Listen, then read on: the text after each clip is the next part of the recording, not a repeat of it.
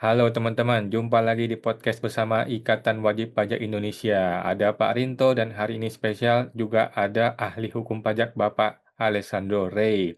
Tak usah diperkenalkan lagi teman-teman yang sudah kenal semua.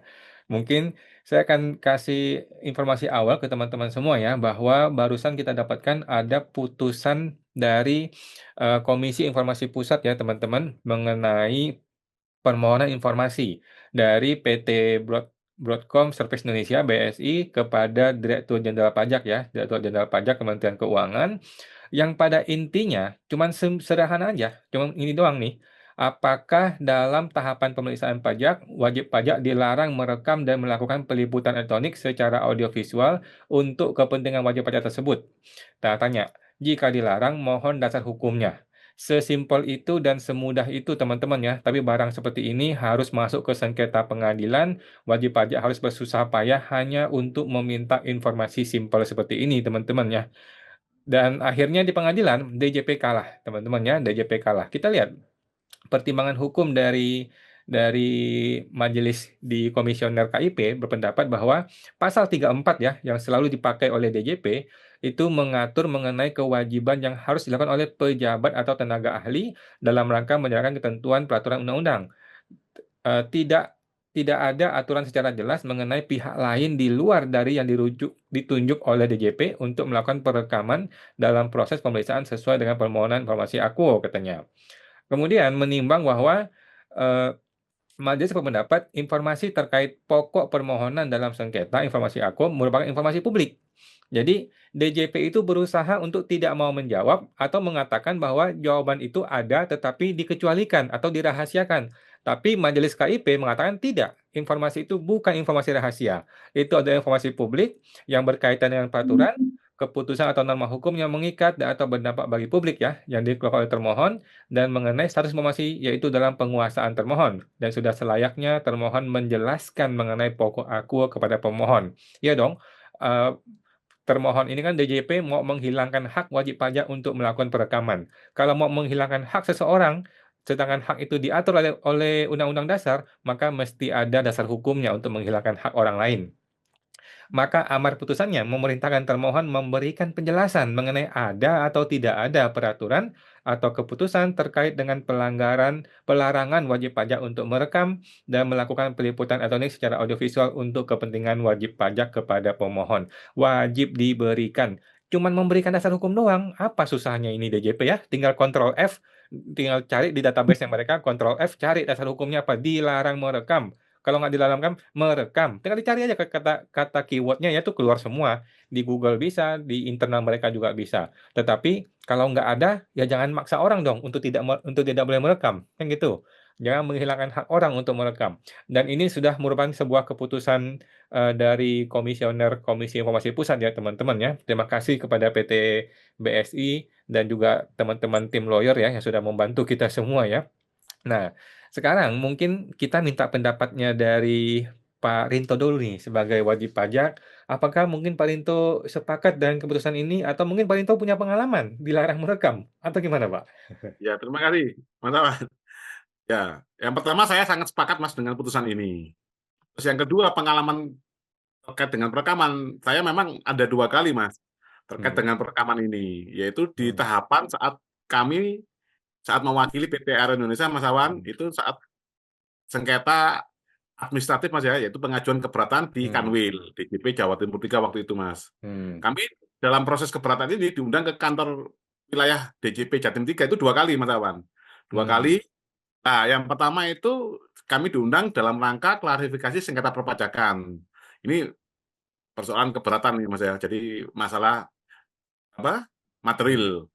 hmm, Nah, saat itu karena dari pemeriksa pajak itu sangat-sangat tidak lengkap SPHP hmm, dan rincian dasar koreksi, akhirnya kan kami kan sangat kesulitan untuk bisa membuktikan secara material. Saat hmm, itu kami memohonkan untuk seluruh di awal ini, Mas ya, di awal seluruh kegiatan hmm, ini dilakukan perekaman agar semua yang kejadian dalam acara tersebut itu bisa kami hmm, putar ulang. Apabila juga ada masukan dari tim hmm, peneliti keberatan dari Kanwil DJP Jatim 3 juga hmm, bisa bisa kita nggak lupa itu, Mas. Nah, Hmm. yang pertama ini kami memohonkan perekaman itu langsung dibolehkan. Bahkan mereka juga mohon merekam. Jadi perekamnya dua, Mas. Tim peneliti Hmm. keberatan dan dari kita, dari PT Arya Indonesia. Hmm. Nah, menariknya saat proses keberatan ini, setelah kami diundang klarifikasi sengketa perpajakan, itu kami diundang lagi yang namanya SPUH, Mas, surat Hmm. pemberitahuan untuk hadir, yaitu tim peneliti keberatan tersebut memberikan tanggapannya dari hasil ini, Mas, Hmm. klarifikasi terhadap wajib pajak.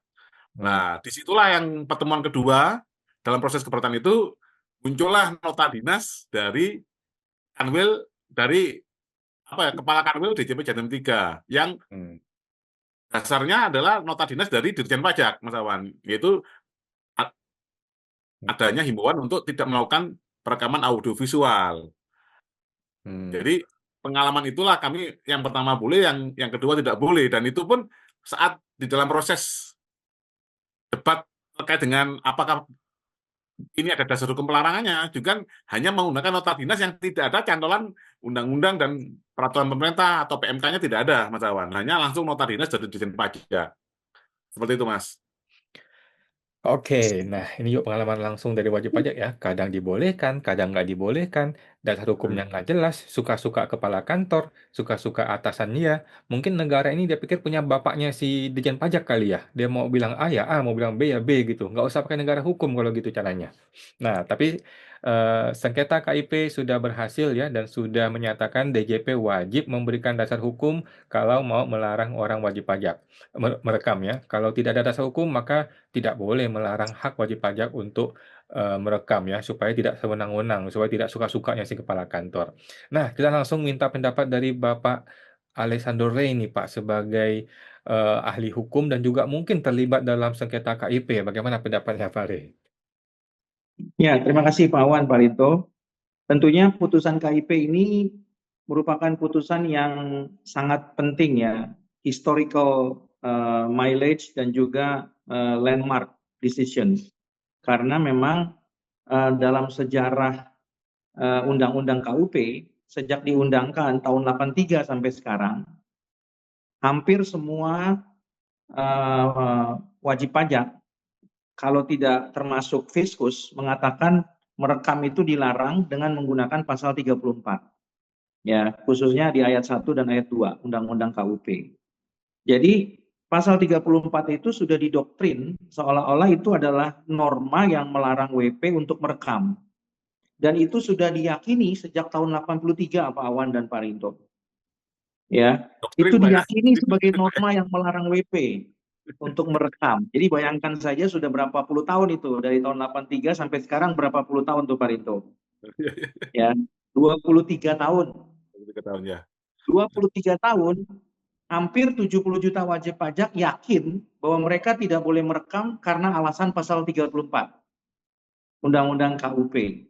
Ya, sehingga dengan adanya putusan ini, maka wajib pajak ya yang jumlahnya kurang lebih 70 juta itu dan Fiskus yang jumlahnya kurang lebih 35.000 yang ada di seluruh Indonesia tentunya diberikan satu pencerahan. Dibukakan pikirannya bahwa norma itu bukan larangan bagi wajib pajak untuk diberikan haknya ya dalam rangka melakukan peliputan elektronik audio visual. Jadi yang menjadi pertanyaan adalah kenapa begitu lama Pak Awan dan Pak Rinto? Kenapa begitu lama 23 tahun untuk mencari pengertian pasal 34? Ya, hanya untuk memahami pasal 34 saja membutuhkan waktu 23 tahun. Ya, karena dari tahun 83 sampai dengan 2022 ya, Perpu menjadi undang-undang, itu sudah ada norma itu. Ya, nah tapi dipahami sebagai larangan. Larangan untuk merekam bagi WP. Tapi ternyata setelah diuji di muka persidangan oleh KIP, ternyata itu bukan larangan untuk membatasi hak Wajib pajak, wajib ya. pajak. Ya. Ya, itu hanya larangan bagi pejabat saja dan tenaga ahli yang ditunjuk oleh pejabat. Jadi subjeknya hanya limitatif, ya, yaitu pejabat, fiskus dan pihak yang ditunjuk. Jadi Fiskus dan pihak yang ditunjuk Fiskus. Tidak boleh lebih. Kalau kita baca putusannya Pak Awan dan Pak Rinto itu hampir 100 halaman. Itu salah satu putusan KIP yang paling panjang yang pernah kami temukan. Ya, biasanya yang sebelum-sebelumnya itu lebih sederhana, lebih singkat. Ya, ini hampir 100 halaman. Jadi dengan putusan ini maka sebenarnya DJP atau Direktur Jenderal Pajak tidak punya alasan untuk melarang. Apalagi kemudian larangan itu hanya digunakan atau dipaksakan dengan menggunakan nota dinas. Ya, yang terakhir itu kan nota dinas nomor 1 ya, tahun 2024 ya.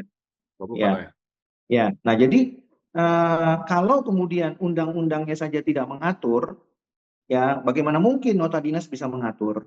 Ya. Nah, kalau kita baca Pak Awan dan Pak Rinto di dalam putusannya, maka disebutkan di sana ya bahwa pasal 34 itu bukan merupakan dasar yang melarang. Kalau undang-undangnya saja tidak ada, maka turunan-turunan yang lain juga dianggap itu tidak relevan. Misalnya apa? PMK 17 tahun 2013 ya, mengenai tata cara pemeriksaan. Itu juga tidak relevan digunakan untuk melarang WP merekam elektronik audiovisual. Kemudian juga ada Per 7 2017 yang memaksa atau mengharuskan Fiskus merekam. Ya, keharusan itu bukan berarti dimaknai menjadi larangan bagi wajib pajak untuk merekam. Kemudian juga ada Undang-Undang PDP di situ disebutkan. Ya, perlindungan data pribadi Pak Awan dan Pak Rinto yang kemudian heboh juga dibicarakan oleh WP. Itu juga tidak relevan kata KIP. Ya, sederhananya Pak Awan dan Pak Rinto, KIP ingin mengatakan bahwa semua dasar hukum yang dibunyikan dalam persidangan itu adalah jaka sembung naik ojek. Alias nggak nyambung, Jack. Karena yang dimintakan itu adalah larangan bagi WP, bukan larangan bagi Fiskus. Ya, jadi semua dasar hukum yang disampaikan dalam persidangan itu ternyata semua bisa dipatahkan dan intisarinya tidak relevan dengan permintaan informasi wajib pajak, ya. Sehingga tentunya putusan ini menjadi terobosan ya bagi Direktur Jenderal Pajak agar kalau memang Direktur Jenderal Pajak ingin memaksakan wajib pajak dilarang merekam elektronik audiovisual selama proses pemeriksaan pajak, sebaiknya diatur dengan norma yang jelas, ya, terutama dalam norma undang-undang. Karena kalau diatur nantinya dalam norma PMK, Pak Awan dan Pak Rinto, maka menjadi perdebatan lagi dan mungkin akan ada sengketa lagi di KIP dengan alasan bahwa harus dilakukan uji konsekuensi. Jadi kalau peraturan yang dibuat di bawah undang-undang tidak jelas, ya tentu harus dilakukan uji konsekuensi. Makanya supaya tidak ada perdebatan, sebaiknya dituangkan dalam undang-undang. Ya, jadi dengan demikian tentunya kalau Direktur Jenderal Pajak tidak mau wajib pajak atau melarang wajib pajak untuk merekam, maka seharusnya dituangkan saja dalam Undang-Undang KUP dan ini bisa dilakukan melalui revisi. Ya, artinya revisi Undang-Undang KUP yang ke-9 ya setelah revisi Undang-Undang KUP melalui Perpu ya tahun 2022 yang kemarin menjadi undang-undang. Nah, itu akan lebih baik daripada Dirjen Pajak memaksakan menggunakan pasal 34 Pak Awan dan Pak Rinto.